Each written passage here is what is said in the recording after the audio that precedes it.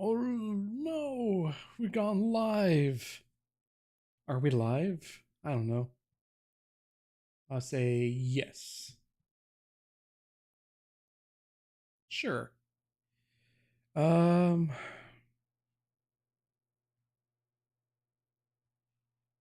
let's see.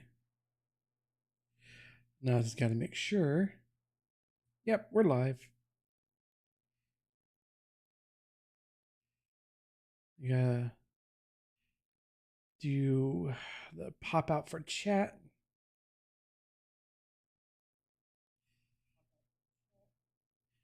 Mute myself.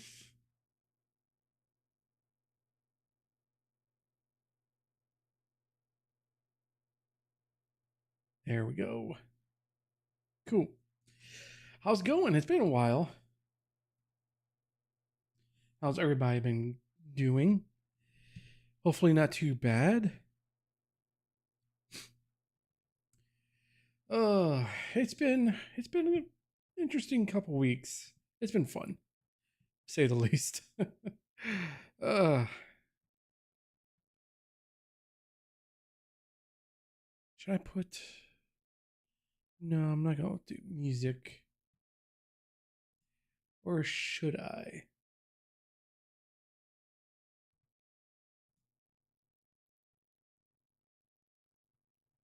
I am going to share. Copy that. Put the share link into the live stream section of the Discord.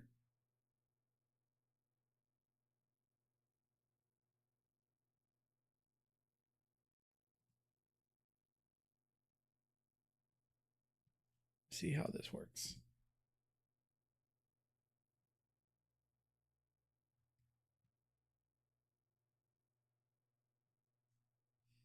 Yeah, I guess it worked. I know. You don't do this stuff for. Oh, now it's frozen. You don't do this stuff for quite a while or for a couple days, and all of it just disappears.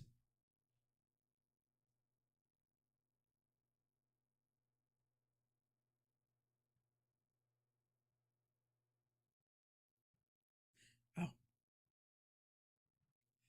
close down my own chat. Professional move. All right, so live in our Discord is good. All right, so we got a couple different things we can talk about. Uh, it is almost kind of it's a pain in the butt. Safari is this crap to bed. Anyways, it's been a kind of a pain in the butt when trying to navigate, information, disinformation, this misinformation and disinformation when on social networks and stuff like that. Um, for those of you who are still on Twitter, I'm sorry. I'm I haven't had a Twitter account in many years since 2022, 2021 time frame. It's something that I don't really care about anymore. But unfortunately, there are still a lot of things and people that are still posting up updates and other things that are still going out onto Twitter. Um, that they should be posting out to other places as well, like Blue Sky, Threads, Mastodon, wherever, not X Twitter. But that's the nature of the beast currently, so we gotta do what we got to do. So, if you don't know what I'm talking about, well, for those of you who are still on Twitter, there is a going around kind of thing that, especially for Twitch, where Twitch doesn't count lurkers or anything anything like that. And it's weird too because they're constantly being disproven that Twitch does count lurkers, um, but for some odd reason, there's people that still want to spread that misinformation, and people still believe it. I mean, they believe anything that is on the internet, and well, that's them, and they're a moron. So you can't lead a horse to water if it doesn't want to drink or whatever that saying is. um, but there is another thing that's been going on lately. Stream elements. Now, this is all hearsay. This is something that is there's no official um, post or anything like that from the folks at Stream Elements, but people have been spreading the news that Stream Elements is shutting down. And this is where, rumors spread and it affects a company. And it's just one of those things where a company that I know they probably laid off a lot of people or they don't have that many people anymore, but still they can try to get ahead of this information that's coming out and say, hey, no, we're still in business. We're still good. But it's been completely silence. Um, the news, not news, I should say, and this is just hearsay. So I've been catching up or been watching the person, Zach Butsy. He deals in a lot of Twitch information, news, and stuff like that. And he has been stating later this afternoon, or not this afternoon, but yeah, this afternoon, this evening, that, it's not confirmed. Whoever said it, yes, they do work at Stream Elements, but it was only in a unofficial Discord server that it was posted in. And he usually likes to get at least two confirmed sources before, saying, uh, giving out the news, which I know he doesn't like being called a journalist, but that's what you would do if you're trying to be a journalist and trying to get to the truth of stuff. But people have been completely just getting on the fact of, oh, well, this person said it, so it's got to be true. They work there. It's like it's no one. It's a problem of people wanting to be first, and that's the problem. Is that if you're so focused on wanting to be first of breaking news, whatever you're spouting is going to be false and easily refuted. But do you think that they're going to come back and say, "Oh yeah, I was wrong. That was not true"? No, they'll say, "Oh, I was wrong," and then like a little post on some social media network that they have no following on, or maybe like two or three people follow them there, not their main channels, and that's a lot of the times people who do spread a lot of misinformation, stuff like that. That's what they usually tend to do, or on like newspapers or news sites, they post it up in like the back page, and that's all you'll hear from them. Oh, well, we retracted. We said we're sorry, and it was wrong. Yeah, well, it takes about 15 minutes to shuffle through your crap and then try to find that. Um, uh, what's the term? Not retribution. It's retraction. Yeah, retraction. So yeah, Stream Elements is still in business, and it's unfortunately it's bad information, misinformation is going to get picked up by probably Dexerto, and it's going to spread out from there, and it's going to continue to go through streamer Twitter, and then it's just going to get more and more uh, twisted, and people are going to believe it, and then it's kind of like a self-fulfilling prophecy that, hey, Stream Elements, yeah, They might be shutting down or might be curtailing a lot of things, but that's not the case at this moment in time. Just hold your horses. You know, don't put all your chickens in one basket and then push it out from there. So, so I give more credence to, you know, Zach Bussey and how he goes about and making sure that what he's going to report on or talk about is actual factual information that is uh, sourced from two different ways and before posting it out there. Like he's I'm just on his Discord is that he replied to someone that um, had put out an article saying that Alex Lee's scoop on Stream Elements going into shutdown mode, and he replies back with 1 second.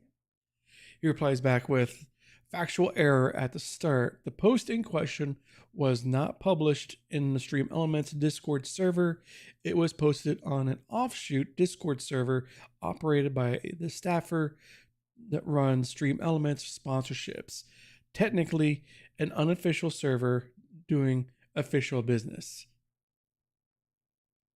And it's things like that that just compounds on people believing the wrong information and then spreading that further and further through their lines, and then it gets out even further.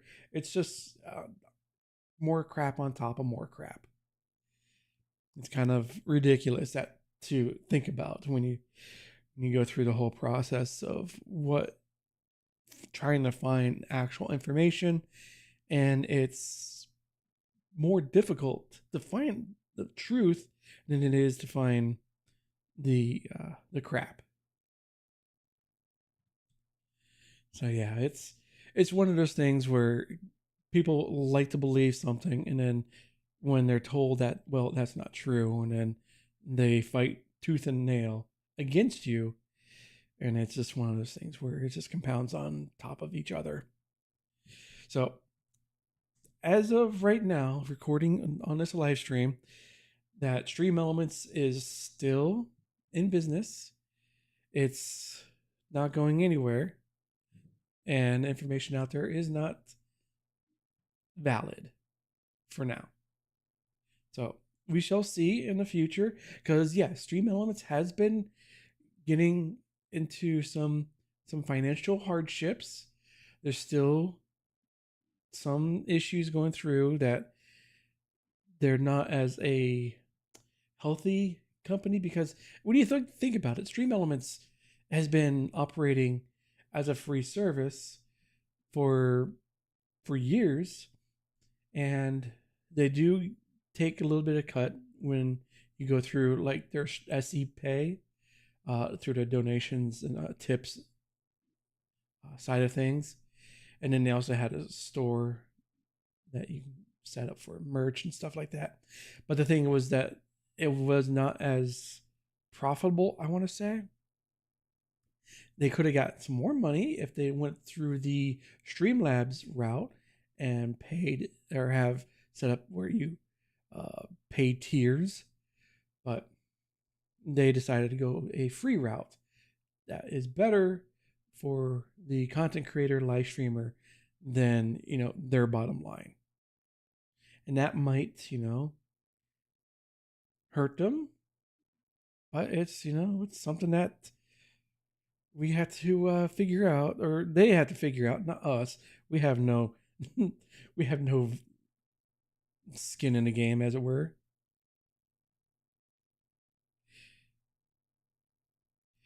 Right now, just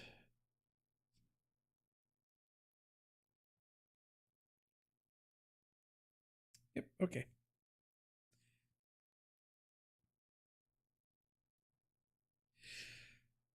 So yep, that's basically the misinformation segment of this week.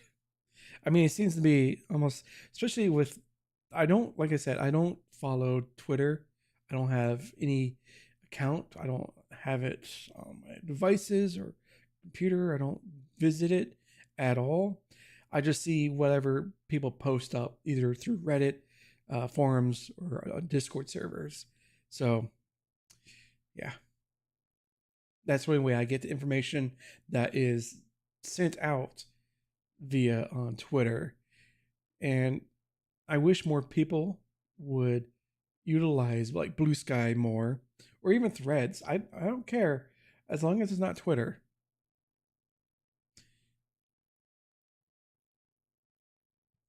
I'm just making sure that there is no other information.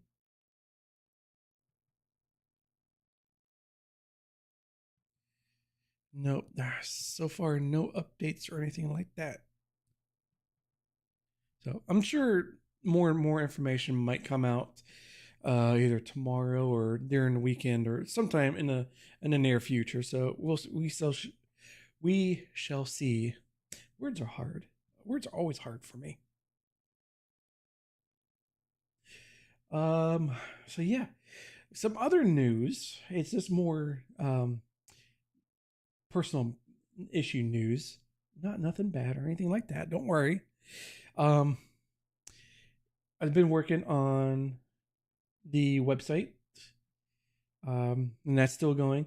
I've been looking through the potential of setting up like the website slash air quotes there newsletter that I've had been doing on Beehive. I had been running a like doing their test, like the 2 week test trial run, whatever it is, and I'm going to keep everything as it is running through Ghost.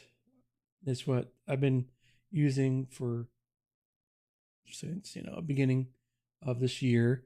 So for the past 4 or 5 months, the makerdad.com has been running on Ghost.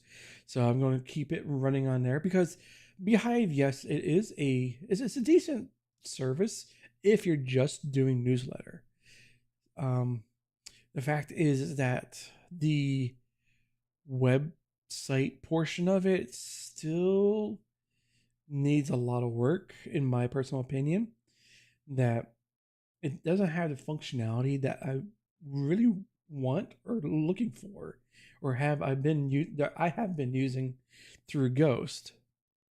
So it's just one of those things where I'm looking at.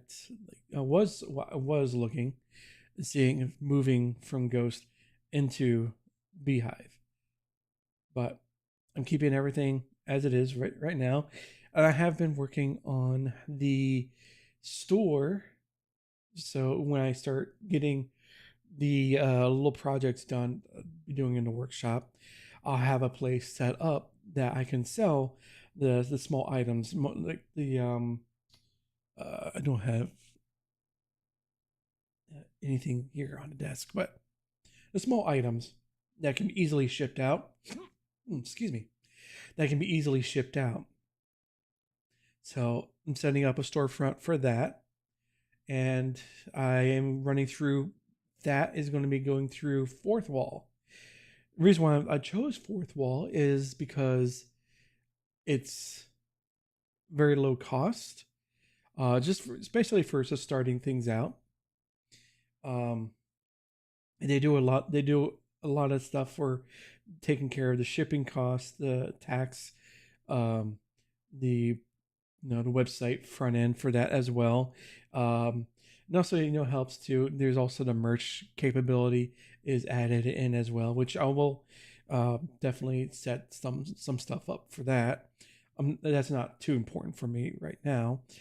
And also any kind of like memberships for tiers for community stuff like that. That's like later down the road, but they do have the capability.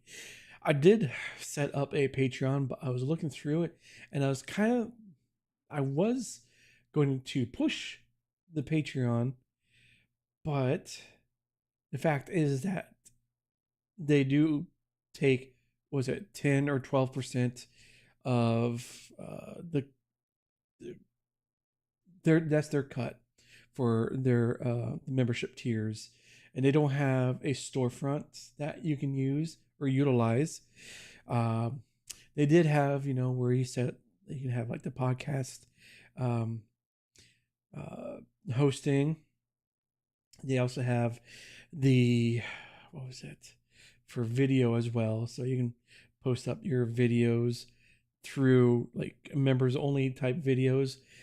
But Fourth Wall does this as well, and I'll be making a post in the next week or two once I'm get everything fully set up. But right now it's at what was it, the MakerDad.store or MakerDad store, that store. Let me make sure. Do do do do.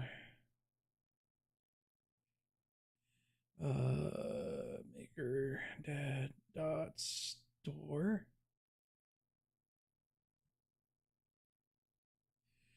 Or is it the MakerDad?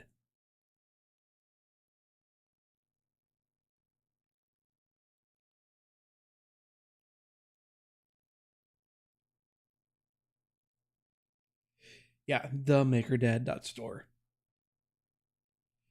All right. So that is where, and that's all being run through Fourth Wall. So I'll be posting up a post, posting a post probably in the next week or two about more information like that or on that. Like I said, so once I get more set in stone and set up, I'll have that up and running. So yeah, I've been busy. I've been also looking at, or have been working on getting a forum set up that is not tied directly into the MakerDad universe, so to speak. The MDU. It is at idlehands.zone. I'll when this video is live on YouTube, I'll go ahead put that as as a pinned chat, like all these links and stuff like that. And I've been working on setting that up. It's more, what it is here. I'll show you. Go into share. I have to change out.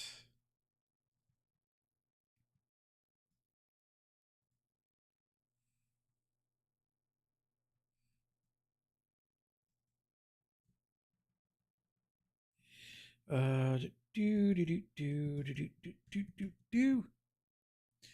Idlehands.zone. There's very little on here right now. Like I said, I had just set this up yesterday evening, and I was working on it off and on throughout the day today. But it, as you can see, it's very, I'm not say bare bones. It's the wrong word I want to use, but it's something that I've wanting to been working on. I want to work on. I did have the MakerDad forums, like what, last month. Or a couple weeks ago. I closed, or I deleted it. I was like, yeah, because I didn't want to have something that is tied so tightly into everything else. I wanted this kind of to be on its own, that it can kind of live by itself without having any kind of influence from the makerdad.com and anything like that. So that's why I had set this up. It's idlehands.zone. Um, it's it has the same basis of what it is. It's a forum for makers and creators, but it's also geared more for people who are, I don't want to say old. I'm not old, but over 40. You don't have to be over 40 to join. It's just, that you have to have that uh, mindset that it's the community that is going to be for people who have you know, 40 plus years of experience. But also for us millennials and Gen Xers that haven't lived through the 80s and 90s and the 2000s and all of our experiences going through that. So there's going to be discussions on, I have a place for the games from back in the day, or it's also current as well. Movies and TV shows that we used to love or still love, new stuff that comes out to in the future or current pulp culture. The workshop is more for like the makers and creators, and it's just life and stuff about makers in our 40s and actually doing stuff and building stuff by hand, and like a showcase for um, making stuff that is human made, kind of like. And also for, as you see, the conversation for the slow web is because we grew up on the web as it was prior to becoming enshittified and just being more centralized than what it is now, when it was actually good. So I set this up. I don't want it to be a pressure that myself or anybody who wants to join, you have to constantly be uh, posting or making threads. It's just, it's more laid back. It's not, it's no pressure. And it's just kind of like, if you want to post, hey, it's great. Share your experience for whatever topic you want. But it's just one of those things where I do say that a lot. It's just one of those things. It's my crutch words, crutch word. But anyways, it's I'll be working on this. It's kind of like a little side project, a little 20% that from my main focus is on the maker dad stuff and getting that taken care of and continuing to work on that as well. So this is what I've been working on for Sister Fret today and yesterday. So, and I've been thinking about it because I do like setting up forums and running them and stuff like that. It just it's something I like to do. And I like doing it. You can't make me stop doing it. So yeah. Um, and I'll be posting up. I will post uh some links sometimes to blog posts that I'll have on the main site to here. It's just not, like I said, I'm not really going to tie the two together where one can't live without the other. And that's not really my intention for this. It was more like, hey, it's a good place. How I would want a place to be for, no low pressure, no pressure, I should say, where I can visit whenever I want and just have fun. So that's what I've been working on. And continuing down the news, I've stopped using Ecamm. If you have been noticing in the past uh, two streams ago, months ago, or almost a month ago, the reason why I was wanting to cut a lot of filler, a lot of extenuous uh, finances, expenses, just to simplify my workflow and just to be kind of like starting from scratch. How would a creator be starting up their journey? And I wanted to really not be somebody who is using expensive equipment, as I'm using a Beacon mic and I got Beacon and Elgato and other stuff like that. But the main point of my whole thing is that I was wanting to make the experience where somebody who is just coming into the content creation or live streaming space to be more comfortable, where it's like, oh well, I have to spend $20 to $40 a month to get this high production value. It's like, no, right now I'm using Meld. Hey, Majestic, thanks for liking the stream. They've actually on SharePlay. But anyways, getting back to the topic, there was I wanted to show up and coming streamers that, hey, you don't need the most expensive gear or software. You can use Meld, and that's what I use to multi-stream or stream to one platform. And you don't have to be like know it all, because we're all learning. We're all learning different things. No one is an expert on content creation. If they say, "Oh, I'm an expert, I know everything," yeah, they're full of crap, and they don't. And they're just trying to get you to purchase their course or a master class or anything like that. So that's not me.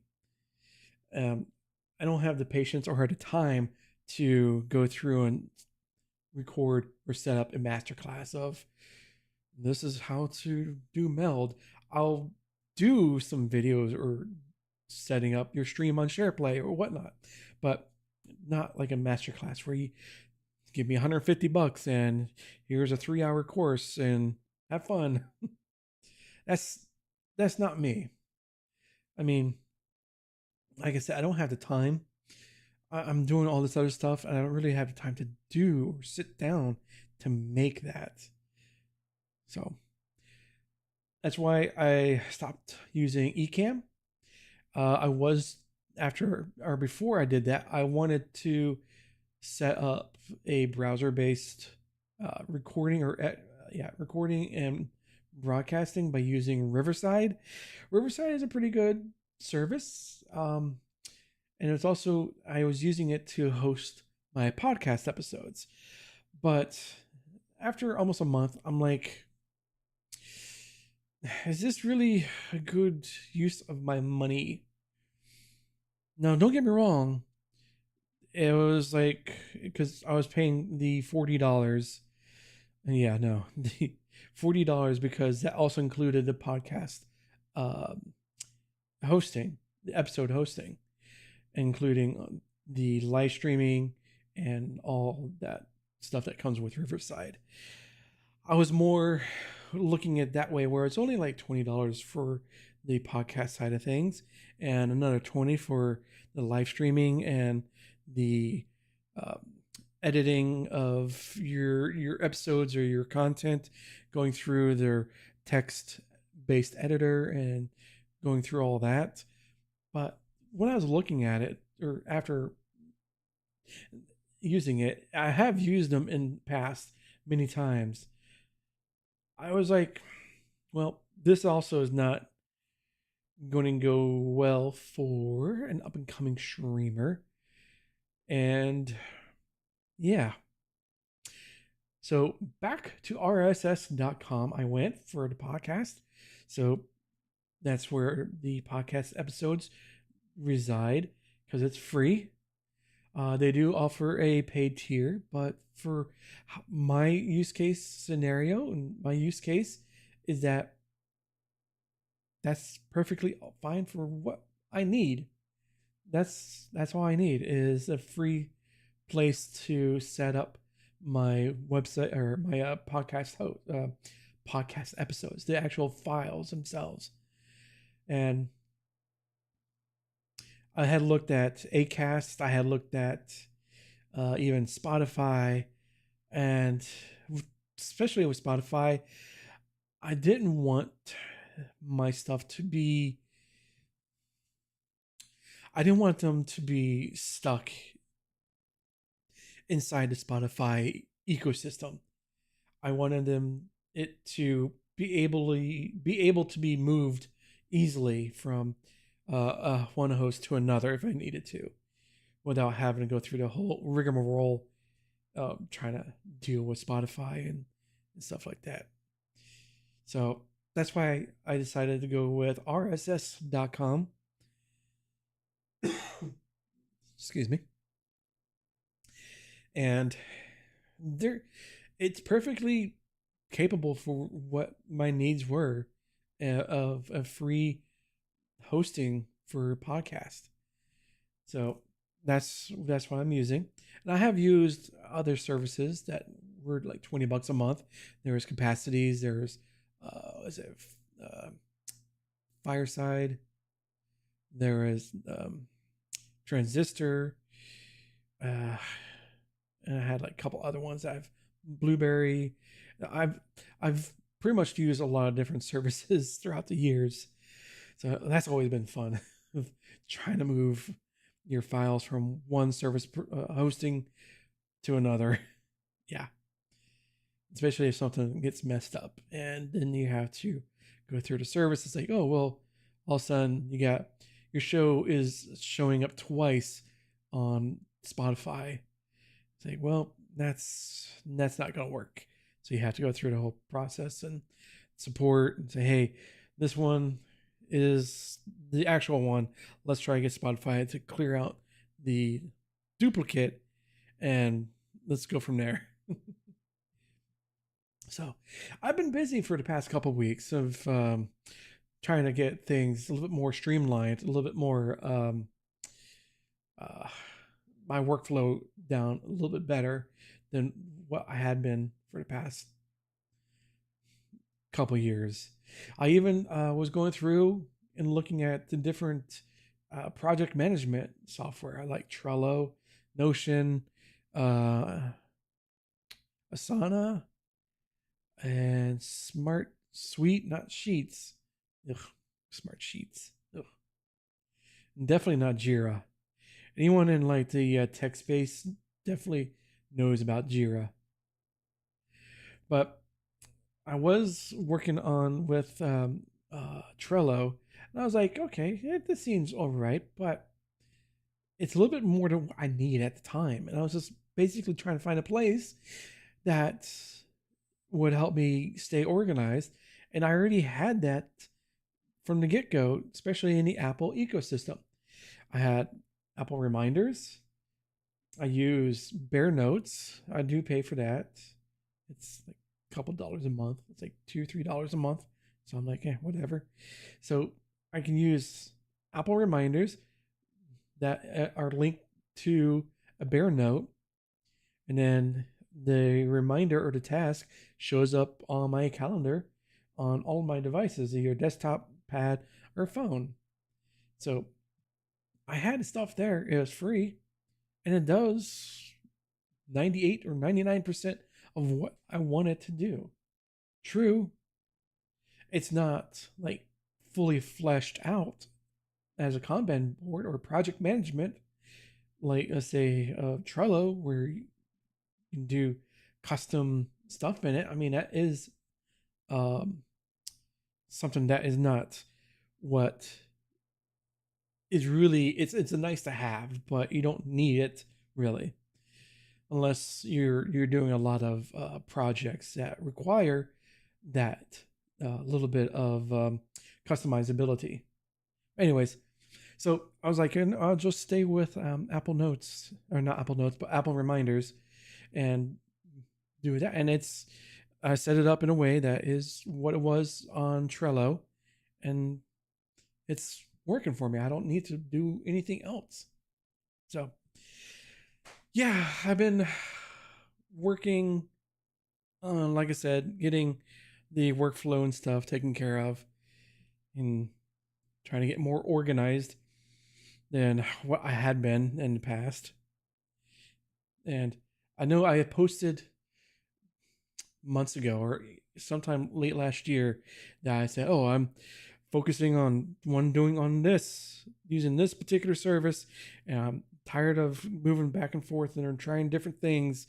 Yeah, I relapsed on that and I slapped my hand and said, "No, let's not do that anymore." um, I do have a couple things. I did make a video on this is a couple weeks ago when Spark came out for Meld Studio, how it was kind of like dividing content creators, live streamers, where people were against it and others were for it because it's AI or generative AI, and this whole back and forth, or two sides going at war with each other. So I kind of like, I did make a video. It is on my the YouTube channel. I might move it over to the Maker Dad Tech channel, or I'll just keep it where it is now because the views are there, and I don't know, because that's what also another thing I made a change as well is I did have my old channel that was the indie creator on the YouTube side. I did change it to Josh Bailey Creates because I did have plans where I'll be continuing to do more of like the alternative platforms and a Twitch kind of side of things, and content creation content. Um, but I decided to say, hey, let's go ahead, have the two channels, Maker Dad and then Maker Dad Tech, where with the tech side, I can talk about, I can open it up, broaden it up a little bit more, not just streaming platforms, but also like encoding software like Meld, um, actual tech devices, microphone or whatever else. I'll be like talking about, like the Hollyland Lark wireless lapel mics I have been using for quite a while. Stuff like that will go on that channel because it's more geared for gear, pun intended. Um, while as the Maker Dad side of things is more of like a personal journey type of stuff, where videos I'd be creating on that, and I've already set that up with two videos, but I do have a couple others planned where I'll be doing videos on building out the workbench.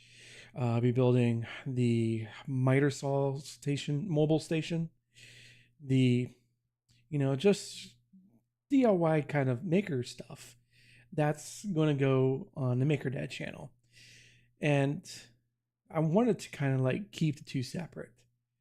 And even I was thinking about making another channel for the podcast, but I'm like, well, the podcast episodes do kind of gravitate to what I've been talking about inside this channel, so I'll keep it there for now. If sometime down the line I can move it, that's no big deal. It's just moving files and uploading. It's all right. um, but yeah, but the Maker Dad Tech, I have a video that I'm going to be recording this weekend about SharePlay. If you don't know about SharePlay, it's a great place. It's a great streaming service. I know. It's yet another alternative to Twitch. We've all heard the story before. I know, and I've been there, right there with you. Gone through Mixer, gone through Trovo, gone through Moonbeam, um, Glimish, uh, Beam, and I think that's LifeSpace. That's another one. I have gone through all of these different platforms that had shown great promise, but unfortunately did not live to see today. The last one was what was Moonbeam was the last alternative. No Trovo. Before that it was Moonbeam, but Trovo was the latest one to stop. Well, no, there's still. It's June, I want to say, is when they're completely shutting down their live streaming aspect of their site and going fully into the mobile games. Yay! It's like the world needs more of that garbage. Mobile games are absolute garbage. But it's a $1 billion industry though. I mean, if you make a game, a mobile game, and it gets picked up, all power to you. Get that bag because it's going to be very lucrative. But they had been going into this is for Trovo. They had been going into the like the gotcha game stuff for a couple years now. Uh, it was just the user experience is not good, so it is what it is. So SharePlay is not like that, and it's been for oh I'm blanking on the year since 2022. So they've been working on SharePlay, and then it's been running the different tests and stuff like that. But they recently, not recently, but it's earlier the last year that they've opened it up, or it's a closed slash open beta that you can stream on the platform. You just need to be invited. You need to get invites to be able to stream. And people who are in it are called the first five. You have like five invites that you can send out to somebody else, and then they can get five invites, and so on and so forth.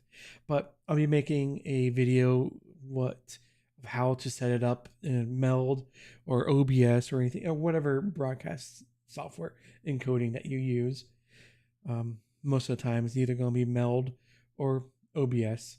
If you lose, if you use Streamlabs desktop, it's the same thing. So instructions are very similar to all the other encoders, so it's no big deal. And yeah, so I got a couple videos set up on coming soon on that. Um, I'm gonna go ahead. I want to record the podcast episode because I've been uh, putting it off, procrastinating on it.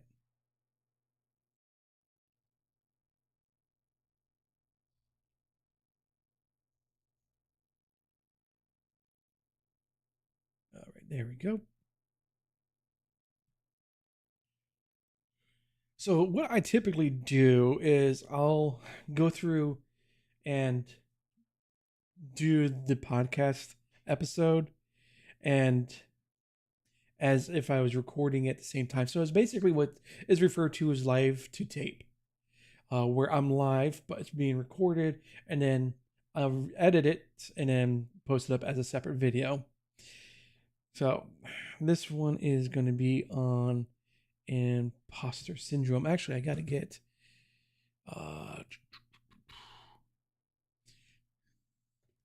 go to here.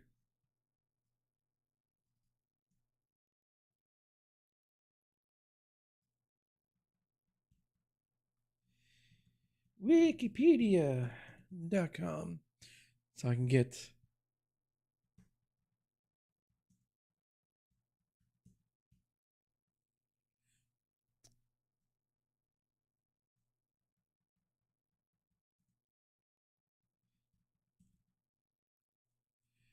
the definition of what it is.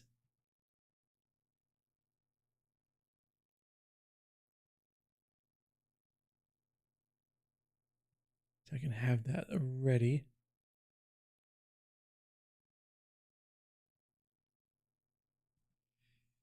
All right, I'll go back to here.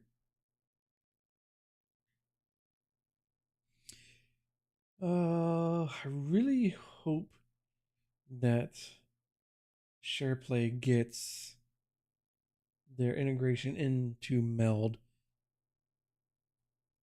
because that would be awesome. So I wouldn't have to have pop out window here, or I can just use a service called Social Stream and do it that way. That's probably the easiest way to go about it.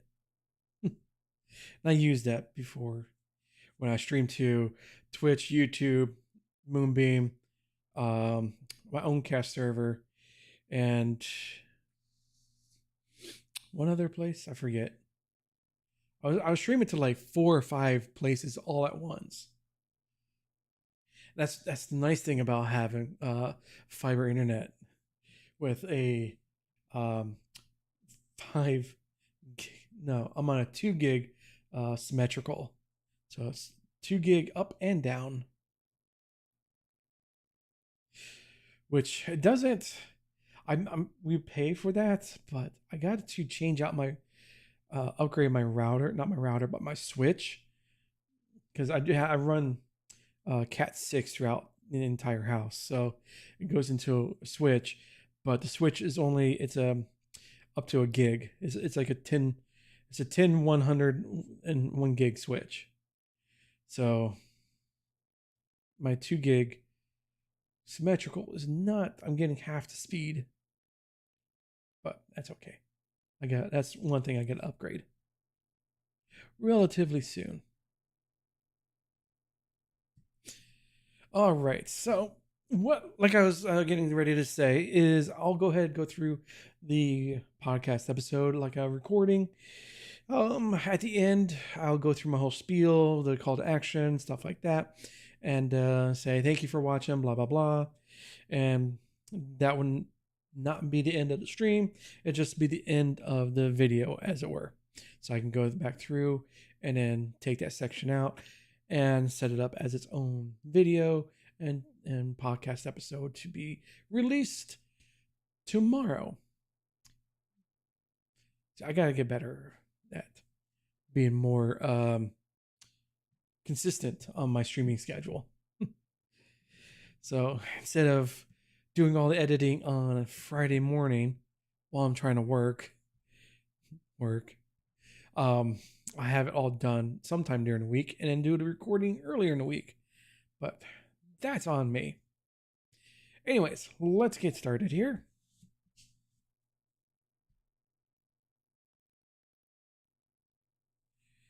Has there ever been a point in your life, or especially in your content creation journey, that you felt like you were a fraud at any point? That what you were doing was not good enough, or you kind of felt like a fake, that you're kind of comparing yourself to somebody else, or comparing yourself to some kind of unsustainable goal or level that you needed to be at?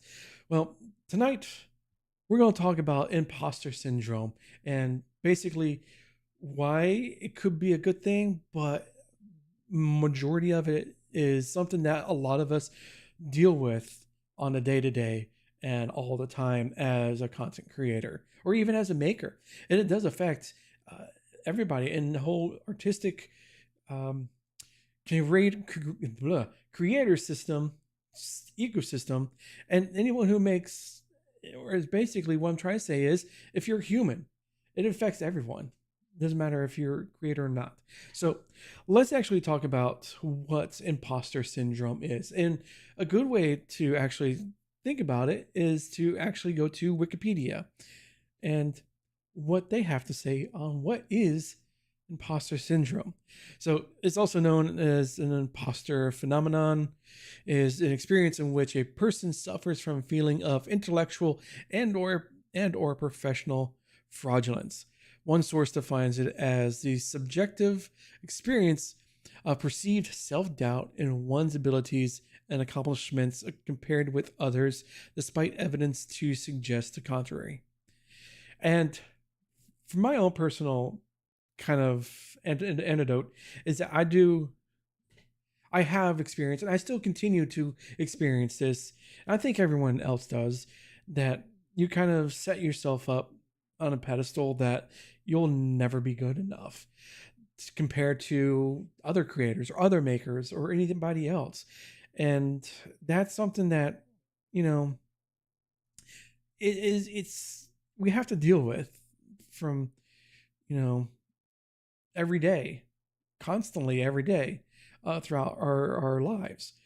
And it doesn't help when social media is so prevalent in our own lives that we are subjected to, like Instagram Reels or YouTube Shorts or even TikTok or whatever.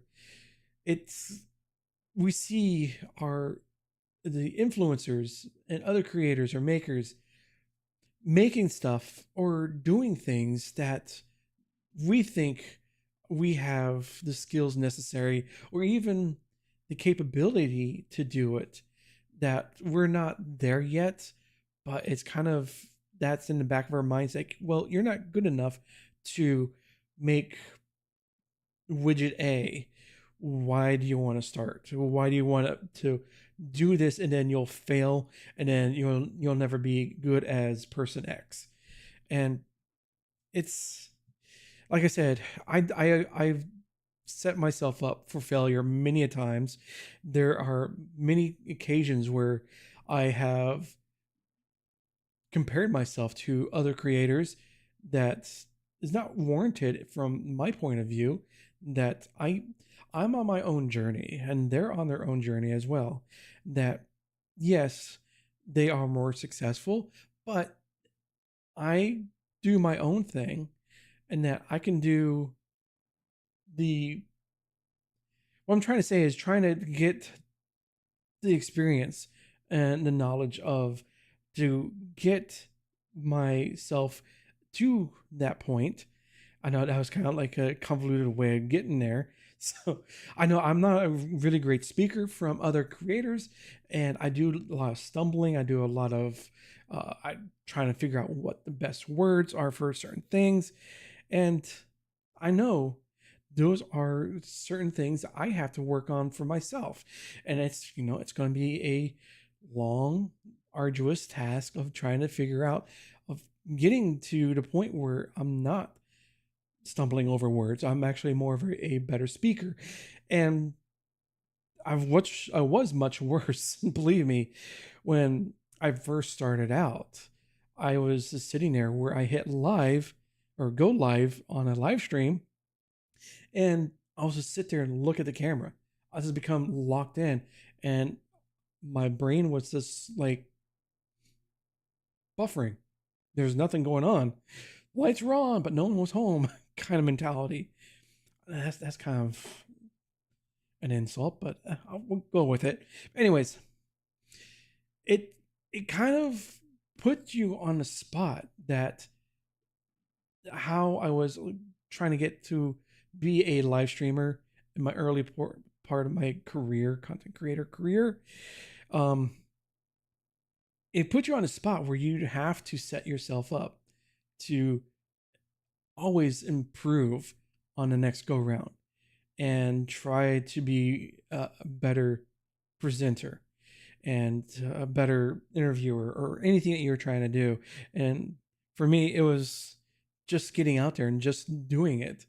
And that's what helped me a lot because I'm a very introverted type of person. I don't really go out uh, a lot of speaking engagements or anything like that. There was a point in my life where I was a uh, higher up, not higher up, but I was running a group and I was trying to also be a presenter and in front of a whole bunch of people. And that's even worse is when you're in front of actual humans, because this is easy. I'm doing a live stream and recording this episode, but it's easy because I'm just talking to a camera and I don't have to. I don't get that actual uh, feedback from actual people in right in the moment. It's just afterwards. But anyways, it was it was nerve wracking, and I was sweating. Like right now, this is well, it's also a little warm right now, but it's at the time I was like sweating. I was pretty much had the pit stains. I was wet in the armpits, and it was quite embarrassing. And I think a lot of people that go through that know that feeling, that horrid feeling of you're put in a position that you're knowledgeable about something, or you're trying to portray yourself that you're knowledgeable in this aspect, but you in your mind are constantly yelling and shouting fraud, reject, uh, other expletives and stuff like that. You Charlington. And it's overwhelming because it's you, your own personal voice, just shouting at you, and you get down on yourself, and then you don't you just kind of slink back into your cave, and you're like, well, into your comfy box, and it's like, well, I don't want to do that again. And that's something where the comparison that you are trying to portray, but what's actually happening, but it's not actually happening. It's all in your head. How it's going to be stealing your joy of making or creating, and it stalls your progress of whatever you were wanting to do. Let's take in a case for in the maker space, or for my case is woodworking. Actually, good. If you're watching the video, I'm pointing to that's behind me is a Murphy bed I had put together. It was out of necessity because we had family coming down. I've told this story many times, but anyways, I had never done a project like this before, and as I was doing it, I was constantly doubting myself and saying, "This is going to turn into crap.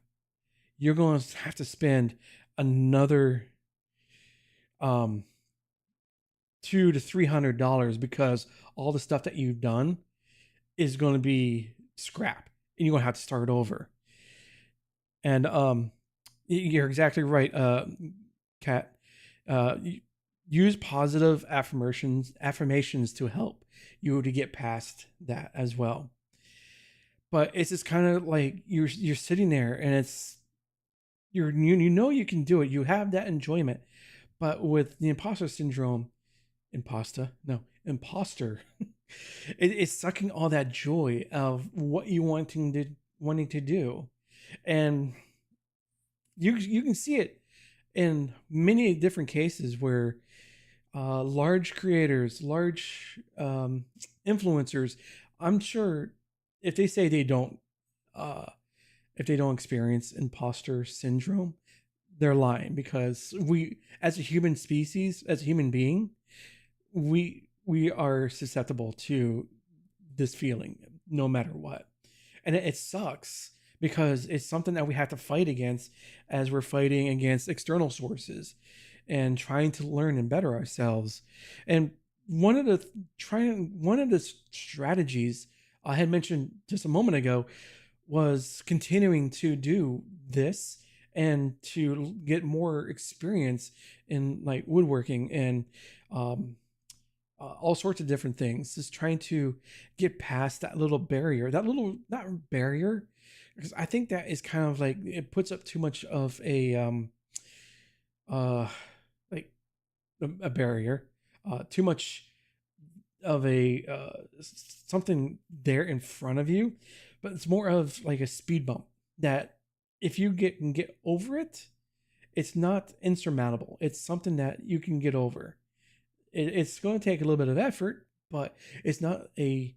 It's basically comparing a speed bump to a mountain. Trying to get my examples out. um, so it's something that you have to constantly work at. That things are, you know, not insurmountable, but it's you have to work at getting better or getting past that point where you're constantly getting stuck or you're constantly fighting yourself.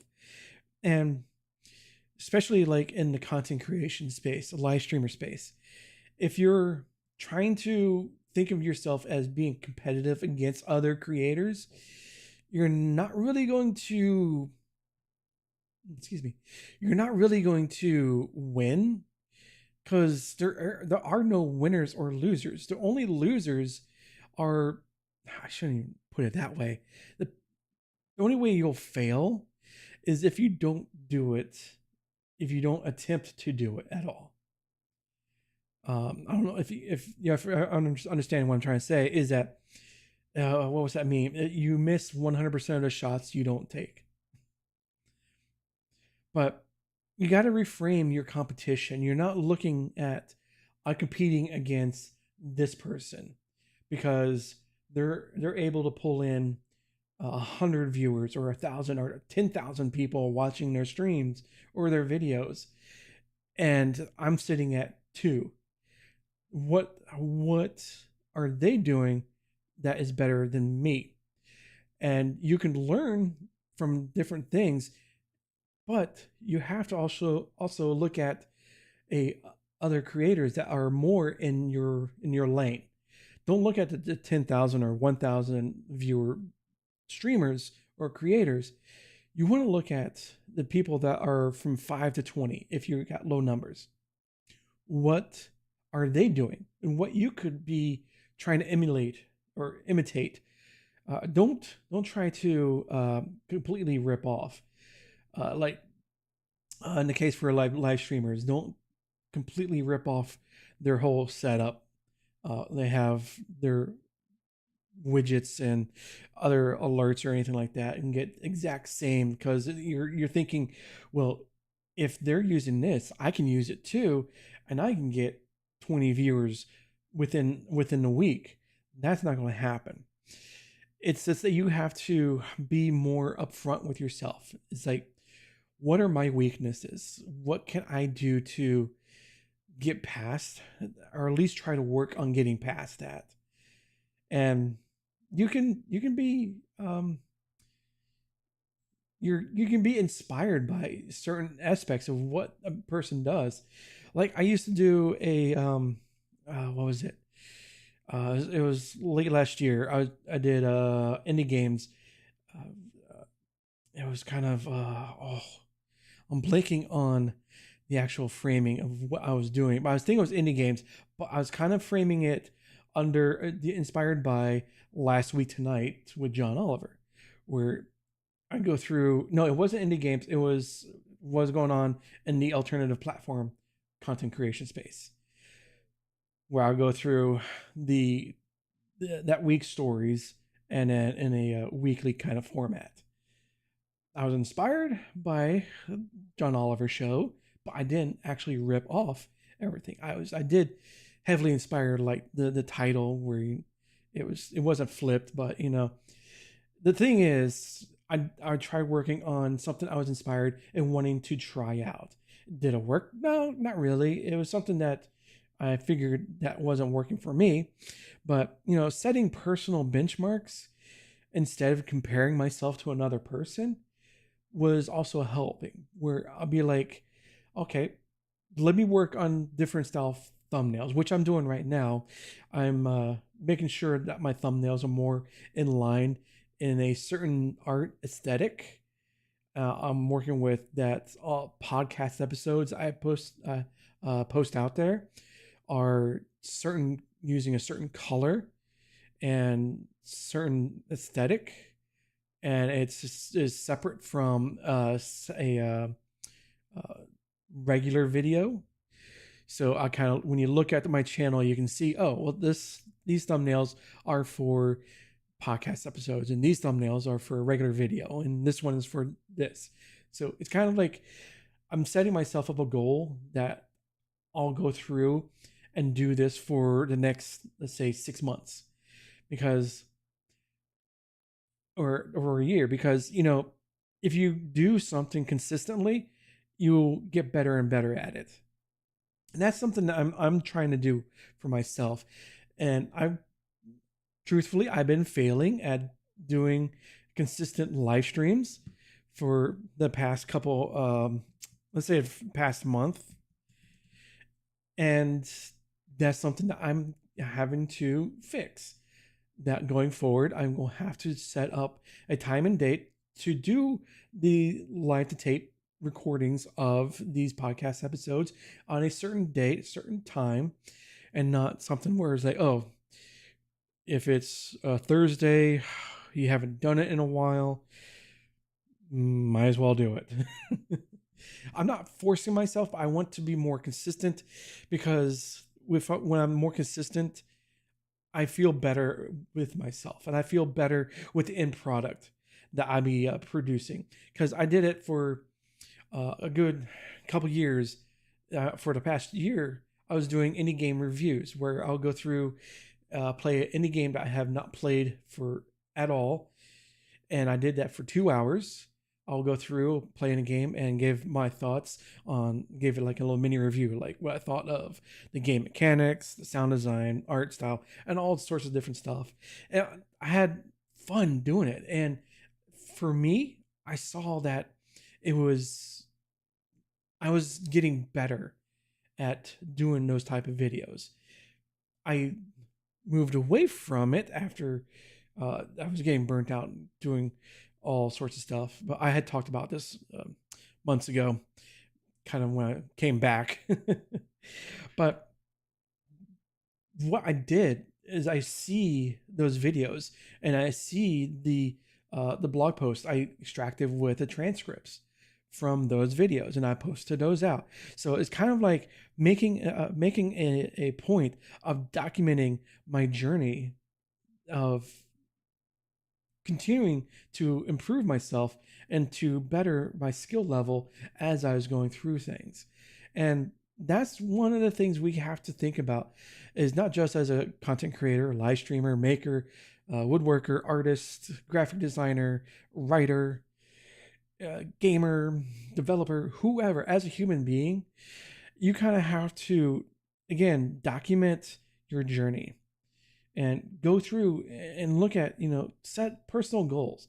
Don't set personal goals that are, okay, within 6 months I will have 10,000 views on each video I post. That's unattainable. Do something like, oh, I'm working on, I'll, for the next 3 weeks, I'll have, I'll try to get 3 viewers on my view on my videos, or 20 views, depending on whatever the content is. Anyway, start small. With each small step, you can become a better person and get past that imposter syndrome feeling that you will have in the back of your mind, because it's not going to go away. It's going to be there forever until the end of time, and all of us deal with it every single time.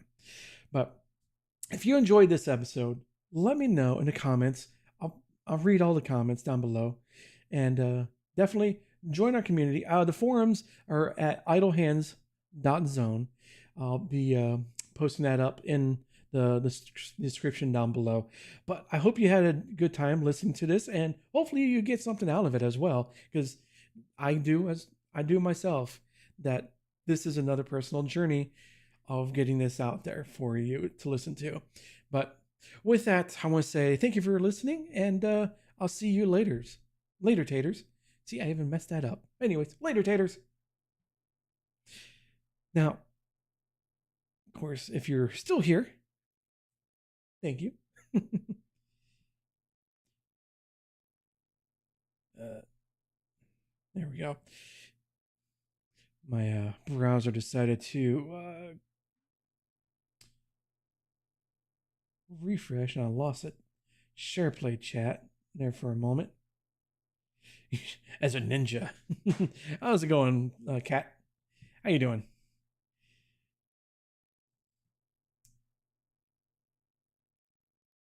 Yeah, because this is what I usually do. Is when I do these recordings for the podcast episode, this is how I do it. It's live to tape, so it kills two birds with one stone kind of mentality.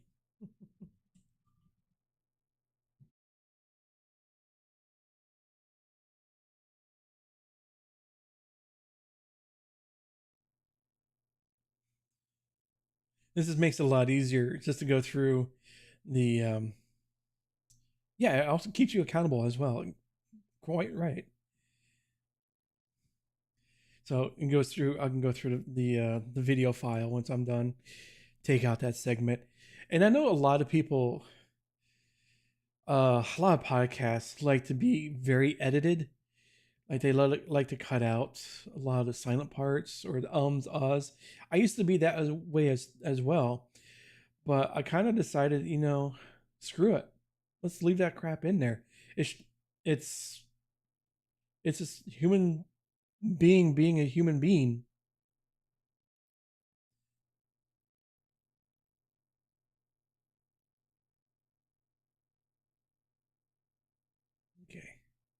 we go. Uh, yeah, I've been also been trying to get um better at posting stuff. Yeah, raw podcasts are better. It just shows you that, it's not this highly stylized, highly produced thing. It's, one or couple people talking to each other, just having a normal conversation. Really, that's what podcasts really are all about. I mean, we kind of got away from it when shows, like, I'm not saying that they're bad, but like lot podcasts on the left, um or even Night Vale, because Night Vale isn't really should be considered as a podcast. It's more of uh, radio play. It's not a podcast. It's a radio play that old timey kind of listening to the audio drama back in, what was it, the 20s and 30s or the 40s, whatever. But certain podcasts have that highly polished feel, and it kind of makes them not as relatable to the everyday person. It's more of, yeah, I'm watching uh celebrity A talking with celebrity B, and they have no relation to me whatsoever. That, oh yeah, they're on this same planet. That's about it. Whoop de doo.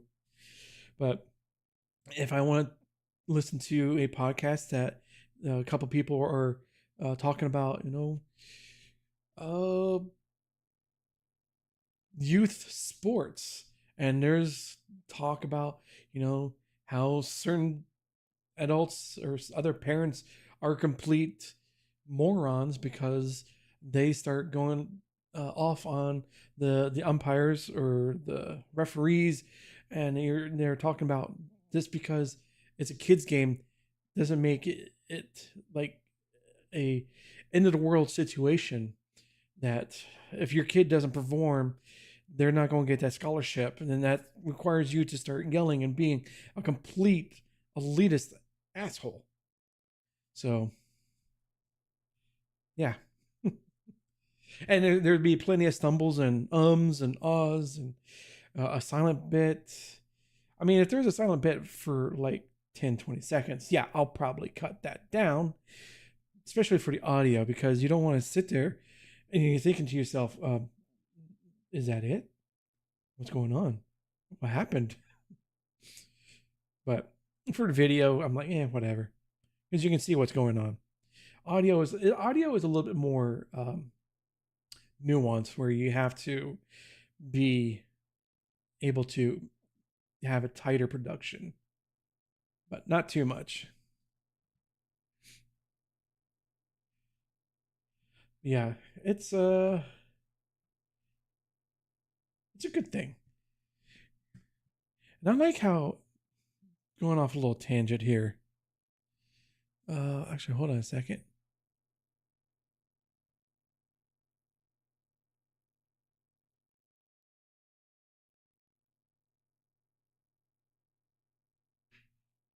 I was just seeing if there was any other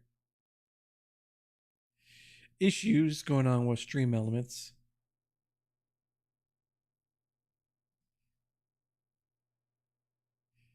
Nope, there's still no official.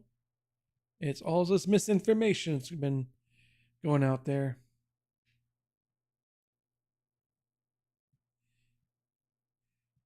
But yeah, I talked about this earlier. I got some videos for setting up SharePlay and stuff like that, or getting started in SharePlay, and some SharePlay videos. Get some more information out there about this great platform. Is it the best? No, no platform is the best. It's a great platform to have fun with and just, you know, be part of the community, be part of iPod's Cats, Mad Dad, Tower. What's their name? Who are those people? Who else is also out here? Marine veteran Spike Strange, NLG, all those people.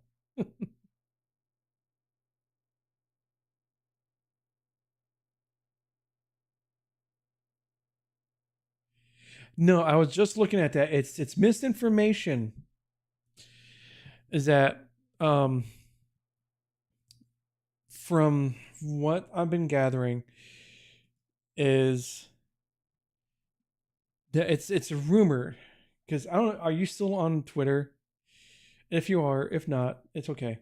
How a lot of streamer Twitter is volatile. Its rumors are abound on that place, especially with like Twitch doesn't count lurkers or Twitch does count lurkers. Next day is back and forth.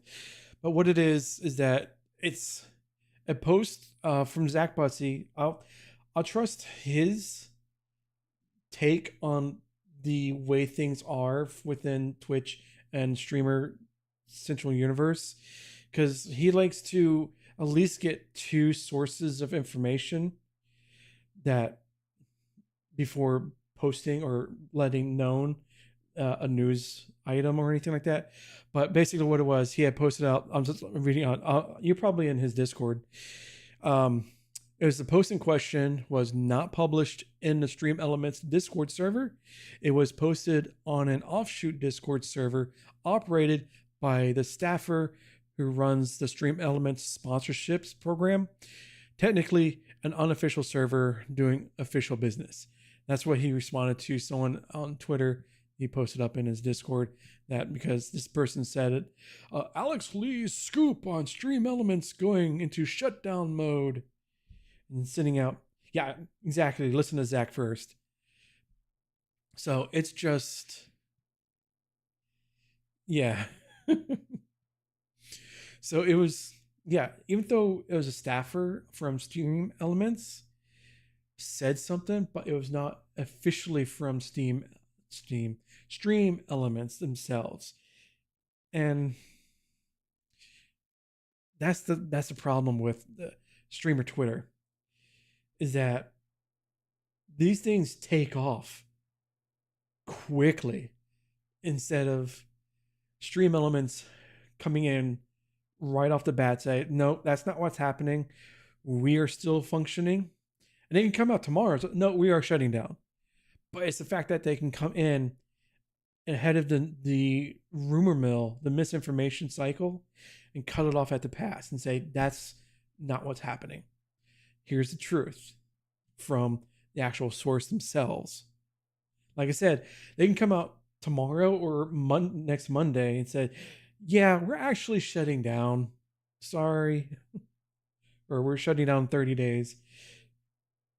Because I think they do have to give notice to for people to remove any kind of like their assets or monetary stuff that is still an escrow, or if you're using se.pay. So there is some kind of legal stuff that they might have to. They can't just shut down like day one right now. You can't do it. That's just my understanding. It's not fact. It's not news. Don't post it on Twitter. This nobody streamer just stated that as fact. Blah blah. That's not what I said. It'd be great content, but the wrong content. Yeah. I can just see the tweets now. Oof, that'd be rough.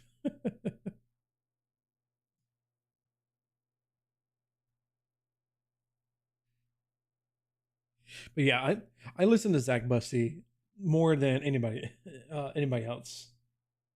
They could have just stopped it all and said no comment. Exactly. Or just say something. Have a post. Something. It's just wild that these companies, Twitch does it too. You know, Zach's constant um his arch nemesis is Twitch comms. Twitch communications office is arch nemesis for him. And it's kind of like it's funny, but it's also sad that this big company is unable to communicate with their own people, their own, I'm not say oh their own, but creators that use their service, say to give correct information or information that is easily understood. They just can't do it, and that's sad. Like, I mean, they're well, they are losing money every year, but that's another conversation for another time. Anywho, I think we can go ahead and start wrapping things up. Um, but yeah, thanks for coming out, everybody. Who decided to join me on the live stream. If you didn't, that's okay. If you're lurking, even better. It helps, and hopefully, the most important thing is that you had fun. That's all that matters. If you didn't talk, hey, you watched. You had fun, and we'll do it again next time. But the thing is you had fun. I harp on that constantly. Um, I am going to get more consistent on my schedule. I am probably going to be moving these live to tapes either on a Monday or Tuesday, so it gives myself more time to do editing because I want to get this out the same week. But yeah, so I'll probably move this to either Monday or Tuesday. Probably I'm thinking Mondays, where I'll do the live to tape for the podcast episodes every week. Um, also want to do a gaming session. I miss playing games. I, I haven't played. I downloaded. Actually, I bought Diablo 4 today from Humble Bundle because it was $15 for the Humble Bundle monthly thing. I'm going to cancel that subscription because I don't need to do another year of that stuff because I did that a couple years ago. Yeah, so I bought Diablo 4 for $15 today. Um, so I'll probably go be playing that here on SharePlay. I'll do that. Um, I won't stream those streams on the YouTube. It's just be SharePlay and Twitch. So yeah, best way to keep up to date is makerdad.com or the forums at idlehands.zone. If you're watching this on YouTube or the replay on MakerTube, thank you. And be sure to hit the like and subscribe where, it glowed and stuff like that. And for the podcast episode, give it a 5-star on Apple Podcast. Be much appreciated. Anyways, I hope you guys have. Let's actually hope before I leave. I'm gonna try a blitz here on SharePlay. Let's see. Let's see if this works. Who should I blitz? Um.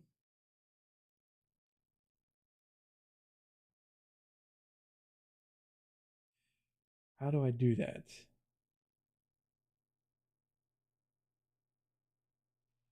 I'm not logged in. On the iPad, I am on here.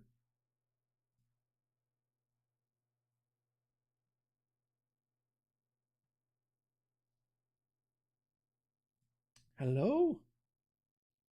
Fly. Oh, slash blitz. Thank you. Thank you, Cat.